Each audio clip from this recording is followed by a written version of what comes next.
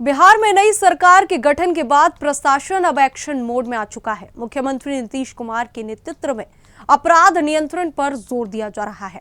नमस्कार, मैं वैष्णवी चौहान और आप देख रहे हैं सुदर्शन बिहार। गृह मंत्री सम्राट चौधरी की बैठक और पुलिस अधिकारियों की समीक्षा के बाद बिहार पुलिस ने बड़े कदम उठाने शुरू कर दिए हैं। गुरुवार को बिहार के डीजीपी विनय कुमार ने एक अहम बयान दिया। उन्होंने बताया कि राज्य में 400 माफिया के खिलाफ कार्रवाई शुरू कर दी गई है। इन माफियाओं में भू माफिया, बालू माफिया और बड़े अपराधी शामिल हैं। पुलिस ने इन माफियाओं के खिलाफ साक्ष्य एकत्र कर अदालत के कागजात सौंप दिए हैं। इन पर जल्द ही संपत्ति जब्ती का आदेश भी जारी होगा। आगे उन्होंने और क्या कुछ कहा वो भी हम आपको सुनाते हैं।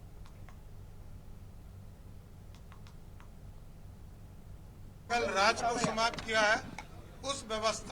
समीक्षा बैठक तो हो गई, काफी सारे बिंदुओं पर चर्चा हुई और भविष्य की कार्य योजना तैयार की गई है। आप लोगों ने देखा ही होगा कि किस प्रकार से crime against women, organise crime, जो ऑर्गेनाइज क्रिमिनल्स हैं उनकी संपत्ति को कैसे जब्त किया जाए, इन सभी बिंदुओं पर विस्तार से चर्चा हुई है और उन सभी पर अमल किया जा रहा है। सर, 400 लोगों का हिट लिस्ट बनाया गया है। सर, हिट लिस्ट नहीं है, 400 लोगों की संपत्ति जब्त करने के लिए न्यायालय में प्रस्ताव समर्पित है। न्यायालय उस पर विचार कर रही है और 1200-1300 और लोगों को चिन्हित किया गया, उनके कागजात तैयार हो रहे हैं जो अपराध से संपत्ति अर्जित किए हैं। उनमें 400 का प्रस्ताव हम लोगों ने तैयार करके न्यायालय में भेज चुके हैं और बाकी 1200-1300 पे कार्रवाई हो रही है। इसमें liquor mafia, sand mafia, contract killers, इस प्रकार के बहुत सारे अपराधी हैं। गृह मंत्री ने एक खास एंटी रोमियो स्क्वाड का गठन की बात कही है सर, जो लड़कियों की सुरक्षा पर। हाँ, उसके लिए जितने इम्पोर्टेंट स्कूल्स हैं, कॉलेजेस हैं, वहाँ पर हम लोग करीब 2000 स्कूटी खरीदने जा रहे हैं। इसी वर्ष खरीदा जाएगा और उस पर हमारी जो महिला पुलिस पदाधिकारी, महिला पुलिसकर्मी है, वो स्कूल जाने के समय और स्कूल में छुट्टी होने के समय वहाँ पर गश्ती करेंगी और किसी भी प्रकार के अवांछित हरकतों में शामिल जो इसके अलावा डीजीपी ने यह भी कहा कि 1208 लोगों की और लिस्ट बनाई जा रही है जिनमें माफिया, अपराधी और बाल माफिया शामिल है। इनके खिलाफ भी कार्रवाई की जाएगी और इनकी संपत्तियां जब्त की जाएंगी। वहीं राज्य में महिलाओं की सुरक्षा को लेकर भी बड़ा कदम उठाया जा रहा है।